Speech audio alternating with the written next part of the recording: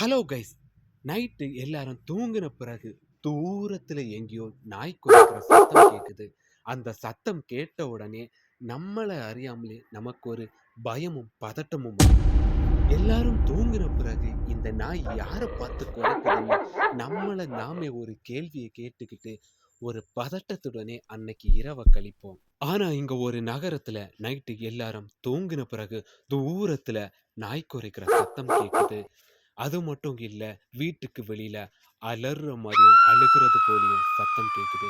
இதோட முடியல, வீட்டுக்கு வெளியில யாரோ ஓடுறது போலியும் நடந்து போகிறது போலியும் ஒரு சத்தம் கேட்குறதா அந்த மக்கள் சொல்றாங்க.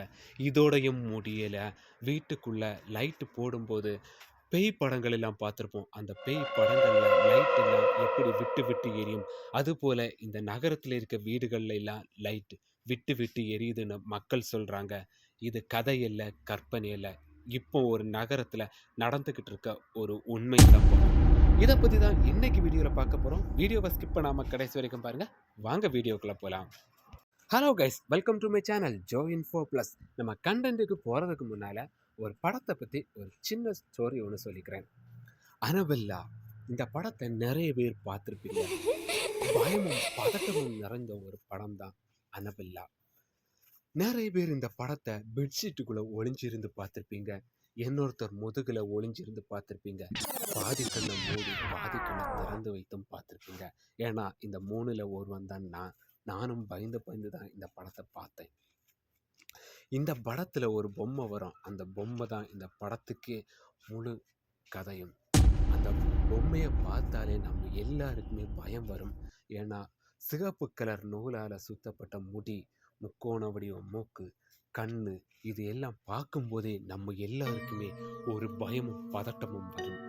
ஆனால் இந்த அனபெல்லாங்கிற கதை வெறும் கதை இல்லை, ஒரு உண்மை கதாபாத்திரத்தை வச்சு எடுக்கப்பட்ட ஒரு படம் சொல்லி நம்மள எத்தனை பேருக்கு தெரியும்? அதை தான் இப்போ பார்க்க போகிறோம்.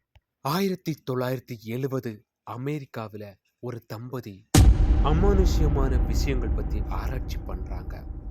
இவங்கள ஒரு அமானுஷ்யமான சக்தி தடுக்கிறத இவங்க உணர்றாங்க. இதை பற்றி ஒரு கிறிஸ்தவ பாதிரியார்கிட்ட போய் இவங்க சொல்கிறாங்க.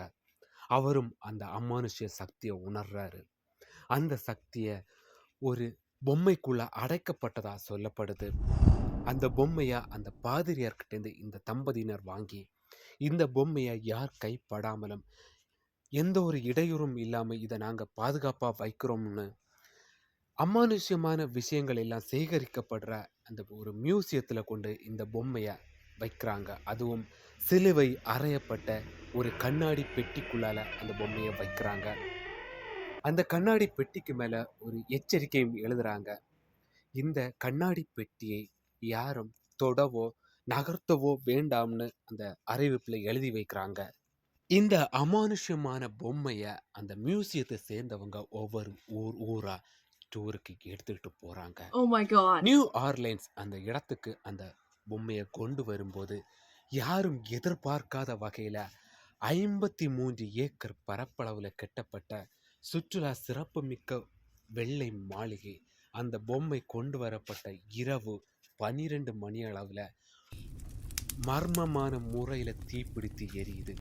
யாரும் எதிர்பார்க்கிற அந்த 53 ஏக்கர் பரப்பளவுல கட்டப்பட்ட அந்த மொத்த பில்டிங்கும் தீயில சின்ன பின்னமாகி எரிஞ்சு சாம்பலாகுது.